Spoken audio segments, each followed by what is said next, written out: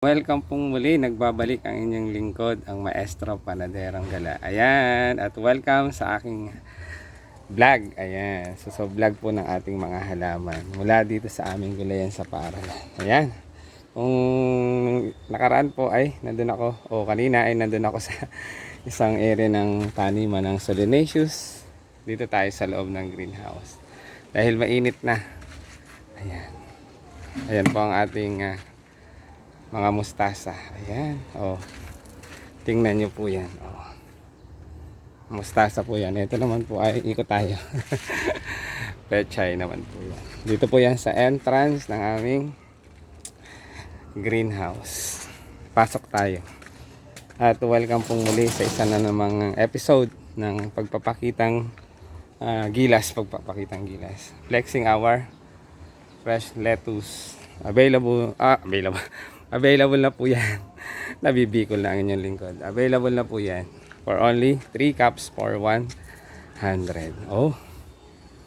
Ayan. So ipakita ko naman po isa pa pong pamamaraan sa paghahalaman, paggugulayan, pag-gardening, ang tinatawag nating pag-preserve ng variety ng mga gulay or even mga pananim. Ayan, dumino ako.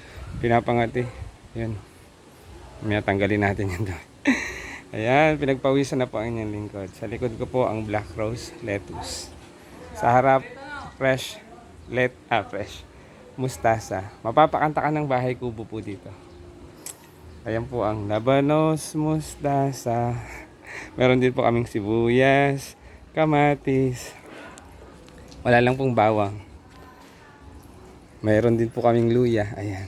So, dahil po ay, ayan, tingnan nyo po ito. So, ipakita ko nga po yung paano natin i-preserve. Ayan, kung nais po nating magkaroon pa ng variety nitong, halimbawa, ito po. Ito po ay native ampalaya. Ayan. So, ang laki po, di ba? Para pong hybrid. Dahil maganda po ang aming lupa o garden na taniman. Nag-produce po siya ng ganyan. Siyempre, inaalagaan din. So, gulayan tips, gardening tips, pakinggan nyo po ako at panoorin po ako hanggang sa dulo. Yan, so sa mga nagugulayan po, syempre, hindi naman po tayo sustain palagi ang ating mga variety ng mga halaman na itatanim. So para po sa susunod na taniman, meron pa po tayong mga variety tulad po nitong ampalaya na to, native ampalaya, ay ipipreserve po natin. Tulad po nito. Talagang ito po ay pinagulang ko na. Ito po yung pinamatured ko na, pinahinog ko na dito. Dahil gusto ko pa pong magkaroon pa ng variety ng ampalaya sa aming taniman. So, gulayan tips.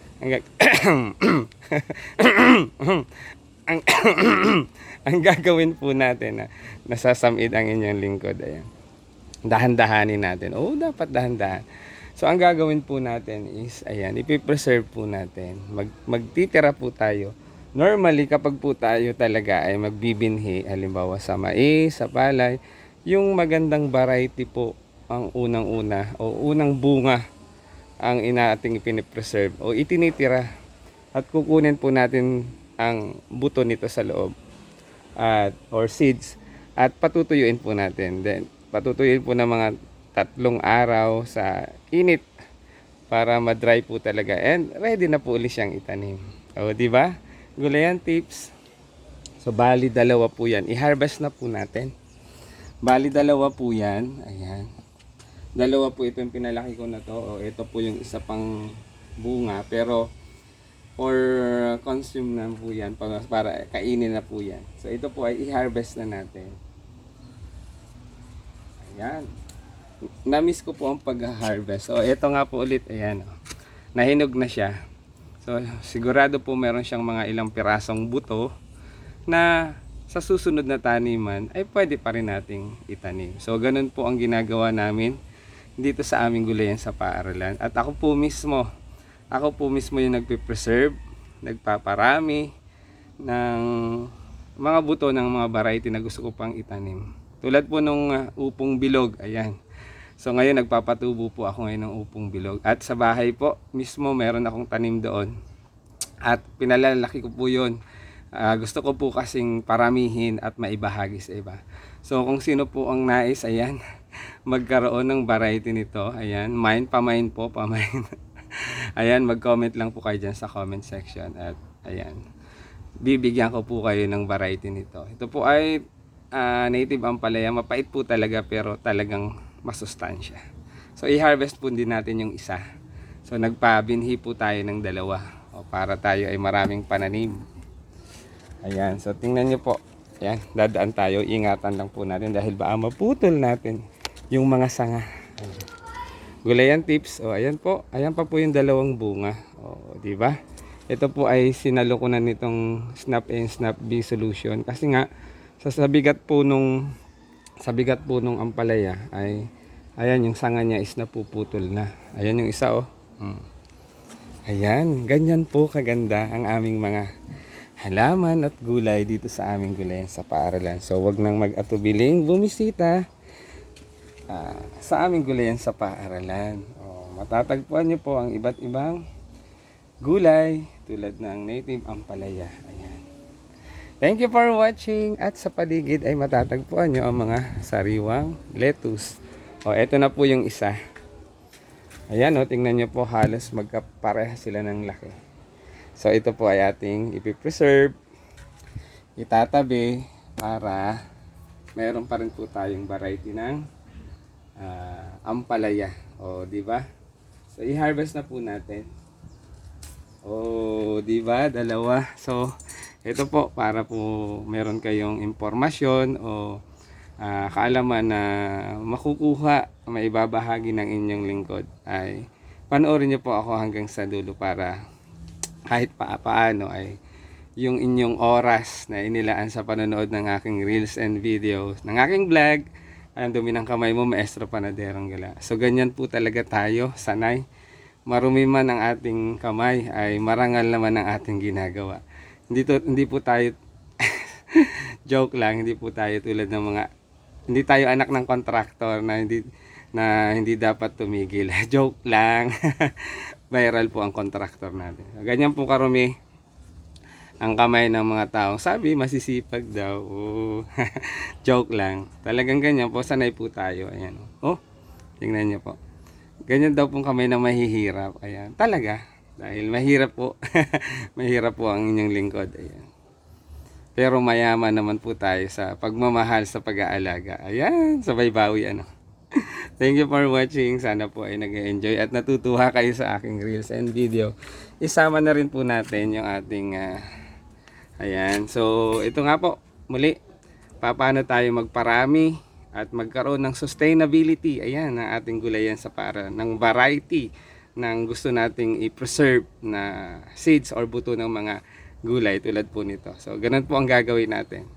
Magpapabinhi po tayo magtitira po tayo, especially yung mga unang bunga na magaganda, malalaki. Kasi po, ang mga halaman, sa unang bunga po nila, doon nagkakaroon ng maganda ang bunga at magpuproduce ng maayos na mga buto. Ayan, thank you for watching. Ito po ay preserving yung pagpe-preserve ng ating mga seeds. Ayan. So isa ko pong mga estratehiya o technique o pamamaraan, proseso na ginagawa dito sa aming gulayan sa paaralan. Kaya yung amin pong gulayan sa paaralan is sustain o maintain or yung sustainability ng mga gulay ay marami po kaming gulay dito. Thank you for watching. God bless us always. At isama po natin yung pag-harvest. Siyempre, kung tayo ay may fresh pipino, meron din, kung tayo ay may fresh lettuce, samahan po natin ng pipino. Ayan po, i-harvest na po natin. Tumuon na po siya sa lupa. Tumuon sa lupa. I-harvest na po natin. Mayonnaise or dressings na lang po ang kailangan. Thank you for watching and God bless us always. Sana po ay may natutunan kayo at nag-enjoy sa aking reels and videos, sa aking vlogs. Kung meron po kayong mga comment and suggestion, i-comment nyo lang po dyan sa comment section. At kung gusto nyo pong magkaroon ng variety ng aming mga seeds, pumunta lang po kayo dito sa aming gulayan sa paaralan. Thank you for watching. Share na yan at mag-follow na. Sa mga hindi pa po naka-follow, mag-follow na po kayo para updated kayo sa mga reels and videos na ginagawa ng inyong lingkod, ang Maestro Panaderong Gala. Thank you for watching. Share na yan at mag-follow na. Subscribe nyo rin po ang aking YouTube channel, ang Maestro Panaderong Gala. So, doon ko rin po ina-upload lahat ng aking mga videos, reels na may kaugnayan sa pagtatanim. Hindi lang po sa pagtatanim, sa araw-araw na ginagawa ng inyo. God bless. Thank you for watching.